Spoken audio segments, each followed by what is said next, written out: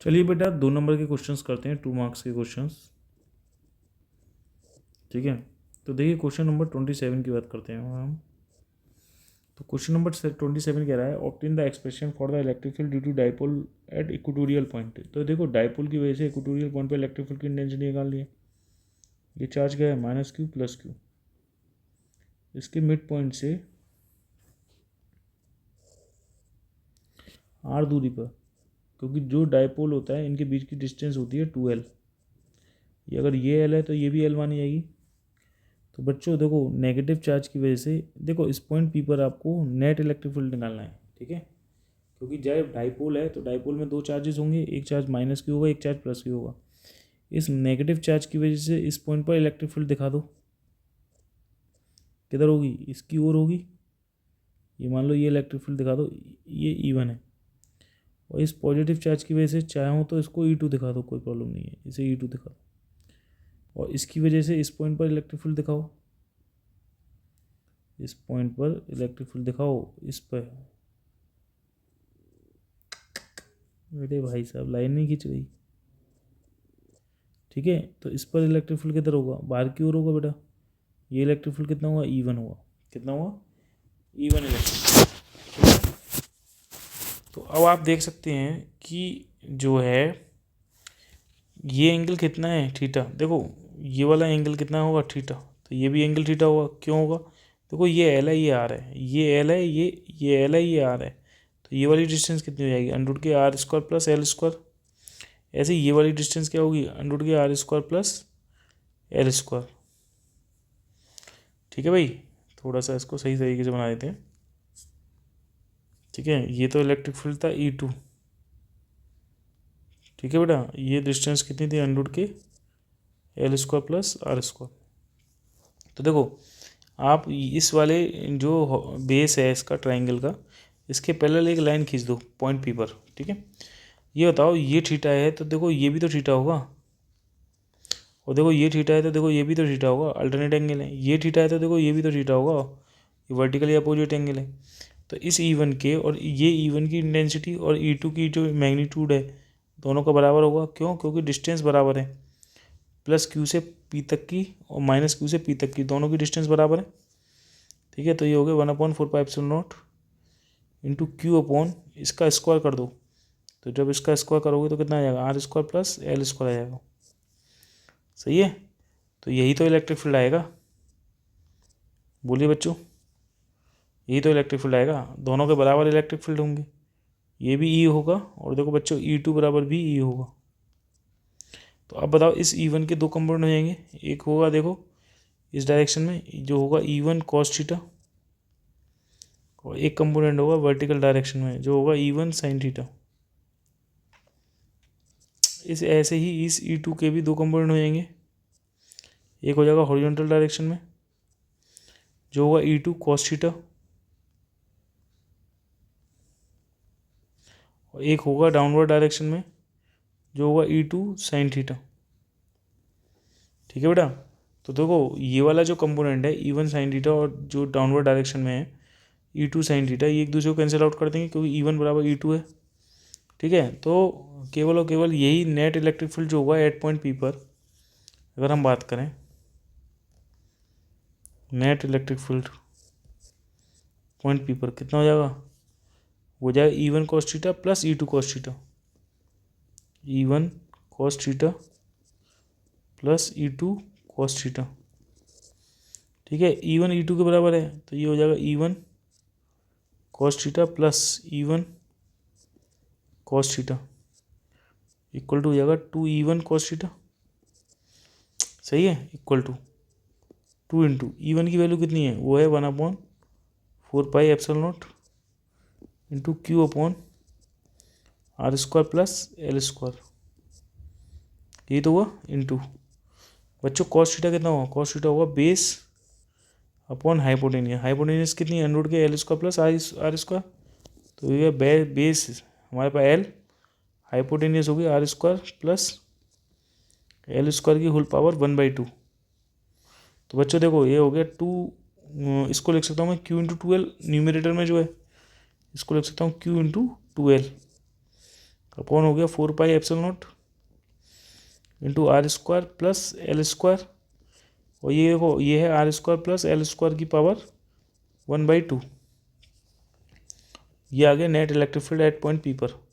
तो Q into 2L को क्या लिख सकते हैं, डाइपोल मोमेंट P अपॉन 4πε0, ये हो जाएगा R square plus L square की होल पावर 3/2 हो जाएगा। पावर 1 है, 1 + 1/2 कितना हो जाएगा, 3/2 हो जाएगा।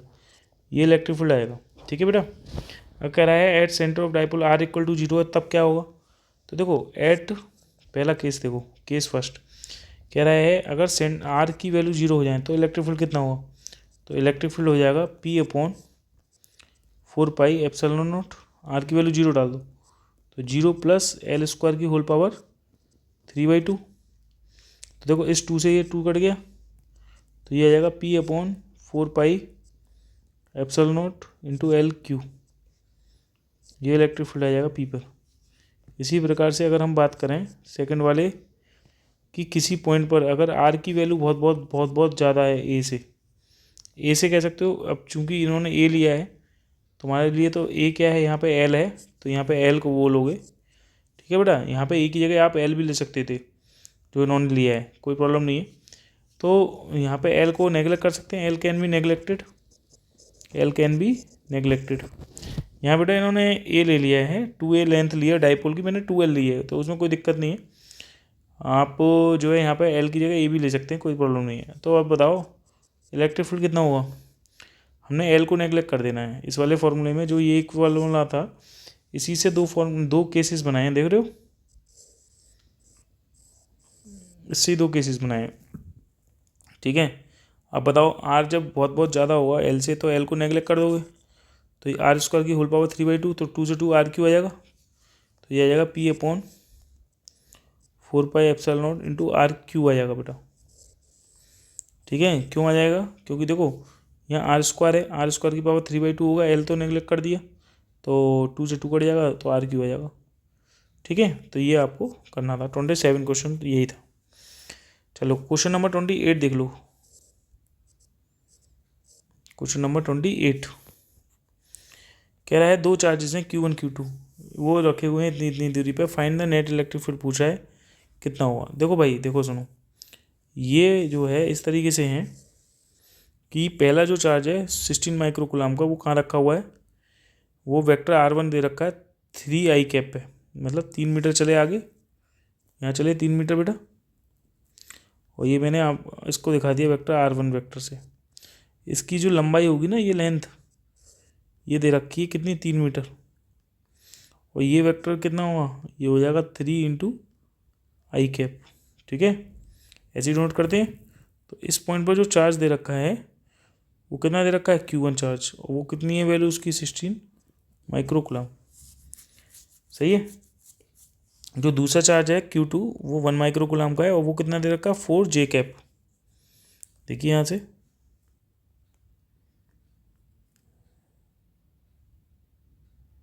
देखिए ये कितना है, 4 × j कैप है। तो अब मुझे बताओ 4 मीटर चले y एक्सिस पे, तो यही तो होगा R2 वेक्टर। ये हो गया हमारे पास R2 वेक्टर, जिसकी वेक्टर कितना होगा, 4j कैप, मतलब इस वेक्टर की जो लेंथ है वो कितनी है, 4 मीटर है। यही तो मतलब हुआ, बोलिए इस वेक्टर की जो लेंथ है वो कितनी है, 4 मीटर। ठीक है, वैसे ये होगा R2j कैप। अब देखो यहाँ पर जो चार्ज रखा हुआ है, इस पॉइंट पर जो चार्ज रखा हुआ है वो कितना चार्ज रखा हुआ है, कह रहा है कितना है, 1 माइक्रोकूलम। कितना है, Q2 की वैल्यू 1 माइक्रोकूलम है। सही है। तो देखो ये वाला वेक्टर है, ये वाला वेक्टर के पैरेलल यहाँ से ये बना देंगे, इस वेक्टर के पैरेलल हम यहाँ से ये बना देंगे, बन जाएगा। तो ये बताओ triangle law of parallelogram, law of vector addition में बता हुआ जो डायगोनल होता है वो क्या करेगा, रिप्रेजेंट करेगा जो है रिजल्टेंट वेक्टर। क्या शो करेगा, रिजल्टेंट वेक्टर। ठीक है। अब मुझे आप बताओ, ध्यान से सुनना, कि इस पॉइंट पर आपको नेट इलेक्ट्रिक फील्ड पूछ रहा है, net electric field E at point R, मतलब इस पॉइंट पर पूछ रहा है, मान लो P पर। तो अब मुझे बताओ इस चार्ज Q2 की वजह से इस पॉइंट इलेक्ट्रिक फील्ड बाहर की ओर होगा, क्योंकि ये चार्ज कैसा है, पॉजिटिव। तो उस पर जो इलेक्ट्रिक फील्ड होगा एक तरीके से देखा जाए तो बच्चों क्या होगा, E2 Q2 चार्ज है ना, तो इसकी वजह से होगा E2 वेक्टर इक्वल टू, कोई बताएगा E2 वेक्टर कितना होगा? मैं पहले E2 वेक्टर लिख दे रहा हूँ, उसका नीचे लिख दूंगा डायरेक्ट E2 वेक्टर, और इस Q1 चार्ज की वजह से इलेक्ट्रिक फील्ड कितना होगा? बाहर की ओर होगा E1 वेक्टर। ठीक है, तो इन दोनों E1 और E2 का रिजल्टेंट वेक्टर इधर होगा, वेक्टर E। सही है, तो देखो ध्यान से कि जो वेक्टर E2 है वो E2 वेक्टर इधर हो गया, क्लियर है, और जो E1 वेक्टर है वो इधर हो गया। भाई यही तो हो गया, ये अगर आप करोगे ये वेक्टर E1 हो गया, ऐसे कह सकते हैं, कोई प्रॉब्लम नहीं है। ये वेक्टर E1 है तो देखो ये भी वेक्टर E1 होगा, पैरेलल बना दिया। ये E2 वेक्टर है तो ये भी E2 वेक्टर होगा, तो इन दोनों का डायगोनल क्या होगा? रिजल्टेंट वेक्टर होगा E। ये निकलवा रहा है, किसकी बात करिए? ये पॉइंट P की। ठीक है, तो ये बताओ वेक्टर E कितना होगा? वेक्टर E बराबर होगा कि sir E2 vector plus E1 vector, ये तो होगा। लेकिन ना तो तुम्हें E2 वेक्टर पता ना E1 वेक्टर पता, तो चलो E2 वेक्टर निकाल लो पहले। E2 वेक्टर बताओ कितना होगा? E2 वेक्टर क्या होता है फॉर्मूला? देखो पहले तो मैंने इलेक्ट्रिक फील्ड का फॉर्मूला बता दे रहा हूँ। वेक्टर E इक्वल टू होगा E2 इंटू, इसकी डायरेक्शन किधर है? आई कैप, है ना, ये हो गया। ठीक, लेकिन अगर मैं इसको जो है वेक्टर के फॉर्म में लिखूँ, जैसे अगर मैं इसको इस तरीके से लिख दूँ बच्चों, तो मैं इसको, एक तो ये तरीका होता है लिखने का, एक तो ये तरीका होता है लिखने का। ठीक है, दूसरी चीज़ ऐसे भी लिख सकते हैं, क्योंकि तुम्हें पता है वेक्टर E2 को जो वैल्यू होगी वो होगी 1/4πε0 इंटू Q/R²। ये तो फॉर्मूला होता है, बताइए, ये तो होता है। इंटू क्या लिखते थे हम? R cap. क्या लिख देते थे? R cap. ये क्या होता था? मैग्नीट्यूड, और ये होता था डायरेक्शन। अगर मैं यहाँ पे आर का मल्टीप्लाई ऊपर नीचे कर दूँ तो वेक्टर E2 वेक्टर को इस तरीके से तो लिख सकते हैं, देखो 1/4πε0, ठीक है, इंटू Q, यहाँ R2 लिखना। देखो यहाँ से यहाँ तक की दूरी कितनी है? ये वाला वेक्टर कितना है? R1 वेक्टर है ना, तो यहाँ से यहाँ तक की दूरी भी तो R1 होगी। तो बताओ यहाँ पे R1 लिख देना, ये R1 लिख देना। क्या लिख देना बेटा? R1 लिख देना। E2 वेक्टर के लिए क्या लिखोगे? R1 वेक्टर लिखोगे। तो देखो Q/R1, तुम यहाँ पे कर दो R1 इंटू R1 कैप, दोनों ऊपर नीचे R1 का मल्टीप्लाई कर दो, तो कोई प्रॉब्लम तो होगी नहीं। ये तो स्क्वायर है, ये R1 हो जाएगा। इसे करने से क्या हो जाएगा? मैं इसको ऐसे फॉर्म में लिख रहा हूँ, 1/4πε0 Q into R1 vector upon R1 Q। सही है, इस तरीके से। ठीक है, ये वाला फॉर्मूला यहाँ पे लग जाएगा। देखो वेक्टर E2 इक्वल टू हो जाएगा ये 1/4πε0। ठीक है, यहाँ पे लिख दिया चार्ज। कौन सा चार्ज लगाया भैया? ये जिसकी वजह से निकाल लो Q2 चार्ज की वजह से। ये चार्ज कौन सा? Q2 है, ध्यान रखना, ये Q2 है। क्या चार्ज है? ये Q2। तो बच्चों ये चार्ज होगा Q2। ठीक है, और ये हो गया R1 vector upon R1 Q। सही है, ऐसे ऐसे लिख सकते हैं। ठीक है, चलो कोई नहीं। अब आप मुझे बताते जाओ, यहाँ पर वेक्टर E2 निकालना है। तो देखो Q2 की वैल्यू कितनी दे रखी है क्वेश्चन में? 1 माइक्रोकूलम, तो 1 × 10⁻⁶ हो गया, है ना। 1/4πε0 की वैल्यू कितनी होती है? 9 × 10⁹ होती है। अपॉन R1 की वैल्यू कितनी थी बच्चा? R1 की वैल्यू थी 3, तो 3 का होल क्यों हो गया, इंटू यहाँ पे क्या लिख सकता हूँ मैं? R1 वेक्टर लिख सकता हूँ, कोई प्रॉब्लम? R1 वेक्टर हो गया, जो कि कितना है? 3i cap. क्या लिख दूँगा इसको? यहाँ पे 3i कैप लिख सकता हूँ। तो देखो यहाँ पे आता, ये हो गया तुम्हारा 9 × 10⁻³ अपॉन ये हो गया 27। R1 वेक्टर को क्या लिख सकता हूँ मैं? 3i cap. तो देखो कितना हो गया? 9, और 9 से 9 कट गया, तो बच्चों ये आ गया 10⁻³ i कैप। ये आ गया तुम्हारे पे वेक्टर E2। ठीक है, अब वेक्टर E1 निकालना है तुम्हें। देखो वेक्टर E1 निकालना है। वेक्टर E1 कैसे निकलेगा? बिल्कुल सिमिलरली लिखो, वही लिखो 1/4πε0 इंटू, देखो वेक्टर E1 के लिए बताओगे किधर लगेगा वेक्टर E1? ये देखो ये वेक्टर E1 लग रहा है इधर। तो ये बताओ यहाँ से यहाँ तक की डिस्टेंस चाहिए नहीं चाहिए? ये डिस्टेंस तो तुम्हें पता ही कितनी है, 4 मीटर है। सही है, तो वेक्टर E1, और इधर वाला जो वेक्टर है वो कौन सा वेक्टर है? ये देखो वेक्टर R1 है, ये वेक्टर कौन सा था, R2 वेक्टर, किधर था वेक्टर, R2 वेक्टर। तो मुझे बताओ वेक्टर E1 को क्या लिख सकता हूँ, 1/4πε0 इंटू Q1 अपॉन, भाई देखो ये वाला चार्ज है ना, इसकी वजह से तो निकालना है Q1 अपॉन R2 का whole Q into R2 vector, ये तो लिखूँगा। ठीक है बेटा, अभी तो प्रूफ कराया था इसी तरीके से जैसे ये किया है, इसको भी ऐसे लिख सकते हैं। तो मुझे बताओ 1/4πε0 की वैल्यू कितनी है, 9 × 10⁻⁹। बच्चों Q1 कितना है, Q1 है 16 माइक्रोकूलम, तो 16 × 10⁻⁶ अपॉन R2 की वैल्यू कितनी है 4 मीटर, तो 4 का होल क्यू हो जाएगा इंटू R2 वेक्टर को क्या लिख सकता हूँ 4 j कैप लिख सकता हूँ। सही है, तो ये देखो जरा 9 × 16 × 10⁻³ अपॉन 4 × 4 × 4 × 4 × j कैप, 4 से 4 कट गया, 16 कट गया, तो कितना आ गया ये 9 × 10⁻³ j कैप हो गया। ये आ गया हमारे पास E1 वेक्टर। अब तुमसे पूछा है रिजल्टेंट वेक्टर बताओ, तो वेक्टर E कितना था, E1 vector plus E2 vector. तो E1 वेक्टर कितना था बेटा, वो था 9 × 10⁻³ j कैप, और E2 वेक्टर कितना था, E2 वेक्टर था 10⁻³ i कैप। तो इसको मैं लिख सकता हूँ 10⁻³ i cap plus 9 × 10⁻³ j cap. तो ये आपके पास वेक्टर E आ गया, जो आपसे निकलवा रहा है कि net electric field eight P पर कितना होगा, वो होगा इतना होगा। सही है नहीं सही है, ये आपको ध्यान रखना था। ठीक है बेटा, तो क्वेश्चन नंबर 28 कर लिया। क्वेश्चन नंबर 29 देखिए।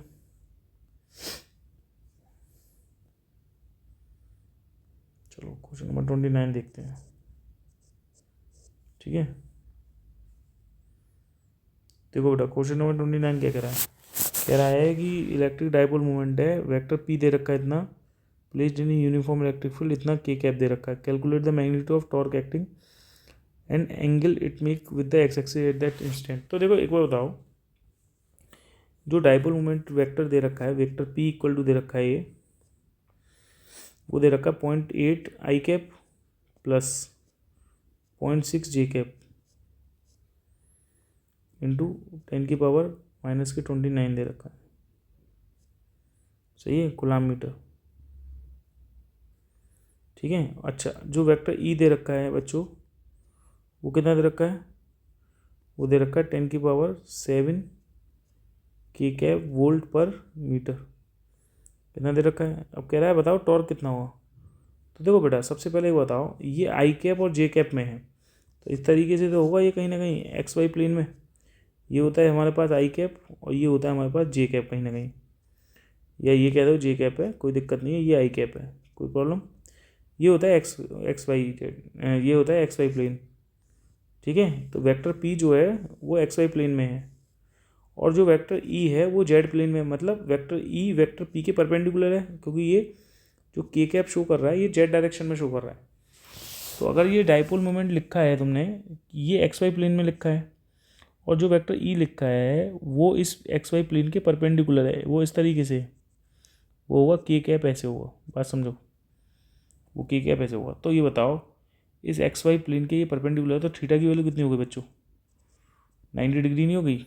तो ये पूछा था, और मैग्नीट्यूड और टॉर्क का पूछ रहा है। तो एक बार बताओ टॉर्क का मैग्नीट्यूड अगर हम निकालें तो टॉर्क का फॉर्मूला नहीं होगा पी साइन थीटा, थीटा की वैल्यू 90 डिग्री होगी, तो टॉर्क कितना हो गया पी इंटू ई हो गया।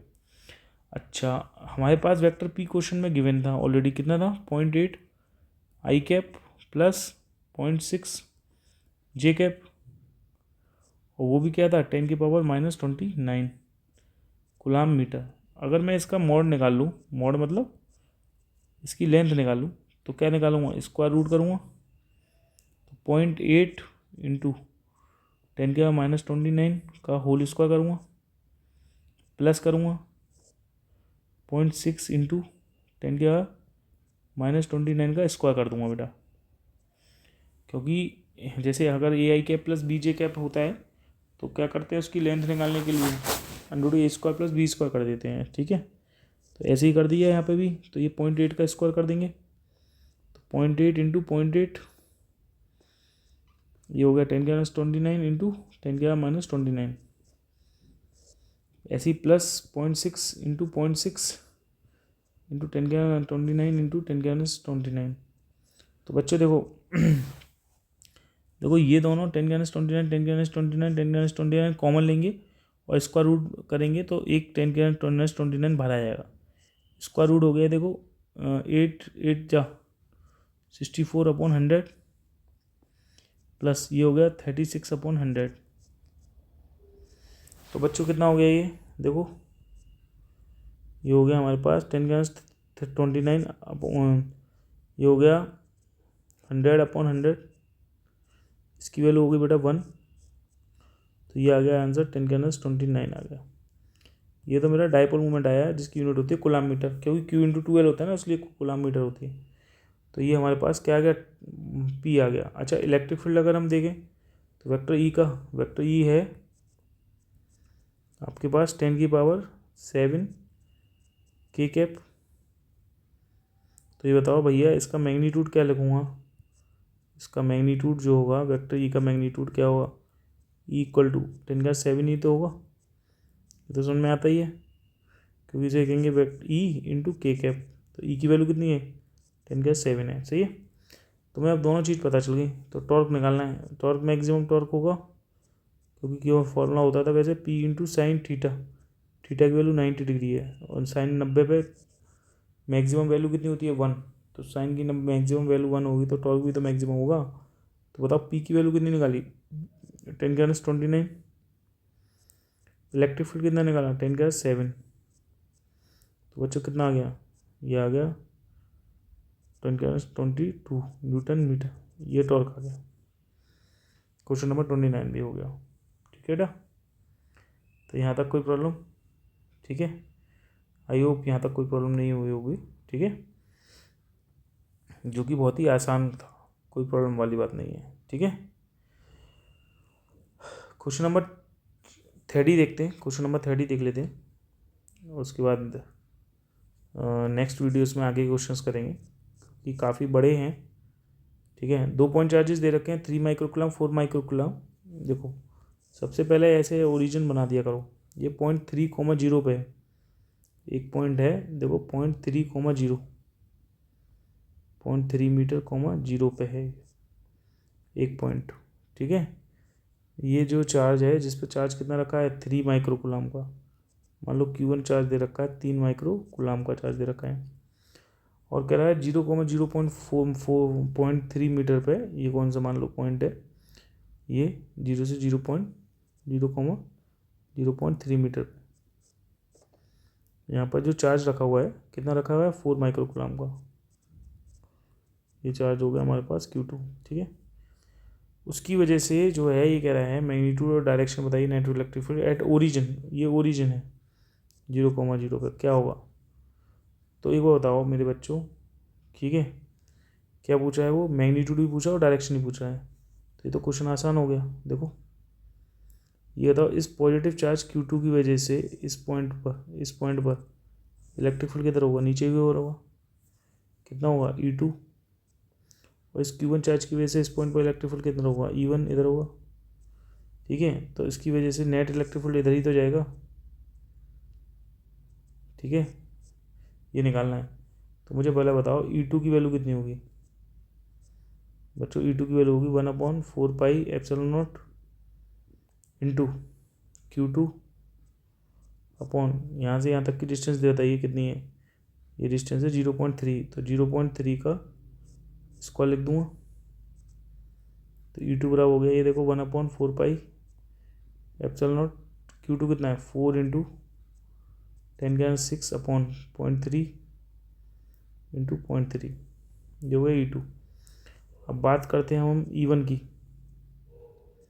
E1 की वैल्यू कितनी होगी 1/4πε0 इंटू Q1 अपॉन यहाँ से यहाँ तक की डिस्टेंस बताओ कितनी है, वही 0.3 है, तो 0.3 इंटू 0.3 यही होगी। तो बच्चों कितना हो गया 1/4πε0, Q1 की वैल्यू कितनी है, Q1 की वैल्यू है 4 इंटू Q1 की वैल्यू हमारे पास Q2 की वैल्यू ये थी, Q1 की वैल्यू है 3 × 10⁻⁻6, कितनी है बेटा Q1 की वैल्यू 3 × 10⁻6 अपॉन 0.3 इंटू 0.3, यही तो हो गया। अगर आप देखें यहाँ पर E2 और E1 में कोई फ़र्क, कितना फ़र्क लग रहा है आपको? देखो अगर हम इसे सॉल्व भी कर लें, चलो E2 की वैल्यू सॉल्व भी कर लो, चलो ये कितना होगा बच्चों? हो जाएगा 9 into 10⁻9 into 4 into 10⁻⁻6 upon 0.3 into 0.3। तो ये बताओ, यहाँ का पॉइंट और यहाँ का पॉइंट हटेगा तो ऊपर के पास क्या लग जाएगी 100। तो ये बताओ 3 3 जो 9, ये कट गया। तो बच्चों कितना आ जाएगा? ये आ जाएगा 4 इंटू, ये हो जाएगा 9 और 2 11 में से 6 किया 5 बचे, 10⁻5 बचेगा। तो 4 इंटू 10⁻5 आ जाएगा ये E2। और बच्चों E1 कितना आ जाएगा? यहाँ पर देखिए 10 लगा दीजिए, यहाँ का पॉइंट हटाइए, यहाँ भी 10 लगाइए। तो 3 3 जो 9 होते हैं। अच्छा इसकी वैल्यू लिख दिए 9 इंटू 10⁻9 इंटू 10⁻6 इंटू 100 अपॉन 3 हो गया। 3 से ये काट दिए 3, तो ये आ गया 3 इंटू 10⁻, ये भी 5 आ गया। ठीक है, ये आ गए दोनों इलेक्ट्रिक फील्ड आ गए तुम्हारे पास, E1 और E2 दोनों की इलेक्ट्रिक फील्ड की यूनिट लिख दी, न्यूटन पर कूलम। सही है। अब आप क्या देखेंगे कि नेट इलेक्ट्रिक फील्ड पूछ रहा है, दोनों के बीच का एंगल कितना है 90 डिग्री। तो बच्चों नेट इलेक्ट्रिक फील्ड जो होता है वो होता है √E1² plus E2² plus 2E1 E2 cos theta. Theta की वैल्यू 90 है ना, दोनों E1 और E2 एक दूसरे से 90 डिग्री पर हैं, ये थीटा की वैल्यू 90 डिग्री है। ठीक है, वैसे E1² plus E2² plus 2E1 E2 cos theta हो रहा है, थीटा की वैल्यू 90 रख दो, cos 90 0 हो जाएगा। तो बताओ E1 का स्क्वायर करेंगे, तो E1 का स्क्वायर करोगे तो कितना आ जाएगा? 3 इंटू 10⁻5 का होल स्क्वायर प्लस E2 कितना है बताओ? E2 है 4 इंटू 10⁻5 का स्क्वायर। तो बच्चों कितना आ जाएगा? ये 9 इंटू 10⁻5 का स्क्वायर प्लस 16 इंटू 10⁻5 का स्क्वायर कर दोगे। तो जब स्क्वायर करेंगे, स्क्वायर रूट रहेंगे, तो 10⁻5 और 9 प्लस 16 कितना होता है 25। तो ये हो जाएगा 5 इंटू 10⁻5 न्यूटन पर कूलम होगी। ये आंसर आ जाएगा नेट इलेक्ट्रिक फील्ड। अब आपसे डायरेक्शन ही पूछ रहा है, डायरेक्शन पूछ रहा है, तो देखो जो डायरेक्शन है, ये वाली डायरेक्शन इसे अल्फा से नोट करते हैं। तो अगर मैं इसको बनाऊँ इसको ढंग से और इसकी डायरेक्शन को बताऊँ, तो ये बताओ ये वाली डायरेक्शन, ये वाला इलेक्ट्रिक फील्ड कितना था हमारे पास? ये था हमारे पास E1 और E2। देखो इधर ये दिखाया E1 और ये दिखाया E2, और इनका नेट इलेक्ट्रिक फील्ड बच्चों किधर था? नेट इलेक्ट्रिक फील्ड इधर था। इसकी डायरेक्शन ये है अल्फा। तो ये बताओ अगर मैं इसको कंप्लीट करूँ इस वाले ट्रायंगल इसको, तो ये E1 है और ये बच्चों E2 है। अगर मैं इसको कंप्लीट कर दूंगा, इसका डायगोनली तो शो करेगा नेट इलेक्ट्रिक फील्ड। सही है, क्योंकि ये है आपके पास E2 और ये है आपके पास E1 वेक्टर। कोई प्रॉब्लम तो नहीं है यहाँ पर? ये हो गया। अब ये अल्फा हो गया। तो ये बताओ ये लेंथ कितनी है, ये कितना है? ये इसका E2 मैग्नीट्यूड है। तो 10 अल्फा इक्वल टू होगा परपेंडिकुलर अपॉन बेस। ये मान लो O है, ये A है, ये B है और ये C है। तो ये बताओ 10 अल्फा इक्वल टू कितना होगा? परपेंडिकुलर कितना है? AB, और बेस कितना है? OA। तो बच्चों 10 अल्फा इक्वल टू AB कितना है? AB है इसका मैग्नीट्यूड E2 और OA कहना है इसका मैग्नीट्यूड E1। तो बताओ E2 की वैल्यू कितनी निकाली है? E2 की वैल्यू निकाली है तुमने कितनी सर? E2 की जो वैल्यू आई है वो आई है 4 इंटू 10⁻5। कितनी आई है? 4 इंटू 10⁻5 अपॉन E1 की वैल्यू कितनी निकाली थी? 3 इंटू 10⁻5। ये तो निकाली है, इससे कैंसिल आउट हो गया। तो बच्चों 10 अल्फा इक्वल टू कितना आ जाएगा सर? 4/3 आ जाएगा। कितना आएगा 10 अल्फा? 4/3 आ गया। ठीक है, तो अल्फा बराबर क्या आ जाएगा? 10 इनवर्स 4/3 आ जाएगा। ये डायरेक्शन आएगी। ये क्या है? डायरेक्शन किसकी है? ऑफ नेट इलेक्ट्रिक फील्ड की। ठीक है, आई होप समझ में आया होगा। डायरेक्शन कहलाती है, एंगल क्या कहलाता है? हमेशा डायरेक्शन कहलाता है, ध्यान रखना। ठीक है, तो क्वेश्चन नंबर 30 तक हमने कर दिए। आगे के क्वेश्चंस जो है नेक्स्ट वीडियोस में करते हैं। क्वेश्चन नंबर 30 से लेके करेंगे ऑनवर्ड्स।